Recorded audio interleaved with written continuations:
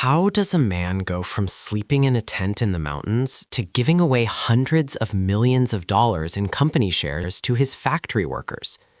This isn't just another business success story, it's a masterclass in the soul of the hustle.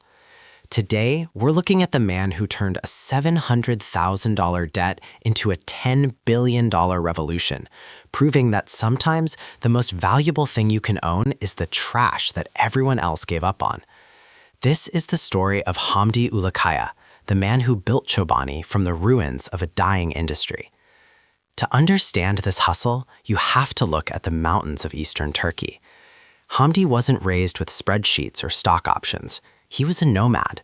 His family moved with the seasons, tending to sheep and goats.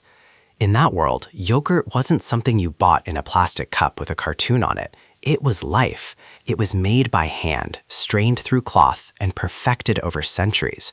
This wasn't just food, it was a craft. When Hamdi moved to the US in 1994, he didn't come to start a food empire. He came to study English. He worked as a farmhand, pumped gas, and lived the grueling life of a newcomer trying to find his footing. But he noticed something strange about the land of plenty. The yogurt in American grocery stores was terrible. It was thin, sugary, and artificial. It tasted like a chemical imitation of his childhood. His father visited him once and said, "They don't have good cheese or yogurt here. You should make the food from home." That was the spark. Fast forward to 2005. Hamdi was running a small, struggling fetid cheese business when he saw a flyer for a fully equipped yogurt factory for sale in New Berlin, New York. The seller was Kraft Foods, a global giant. They were closing the plant because they decided the yogurt business wasn't profitable enough. They were selling the whole thing, the land, the machines, the history, for just $700,000. Think about that. A multi-billion-dollar company was throwing this place away like a piece of junk mail. Hamdi's lawyer told him he was insane. He said, "Hamdi, if Kraft can't make it work, what makes you think you can?" But Hamdi saw something the suits in the boardrooms couldn't. He saw 55 local workers who were about to lose everything. He saw machines that just needed a little grease and respect. He took a high-interest loan, put every penny he had on the line, and bought a ghost factory. The next 2 years were the midnight years. Hamdi didn't go out. He didn't take a salary. He moved into the factory. He hired 4 of the workers Kraft had just fired.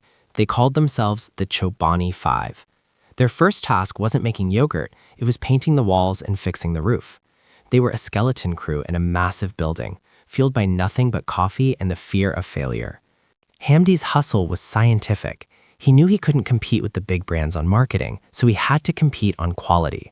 He spent thousands of hours perfecting a strained yogurt, what we now call Greek yogurt. It took 3 cups of milk to make just 1 cup of his yogurt. It was thick, creamy, and real. He was obsessive.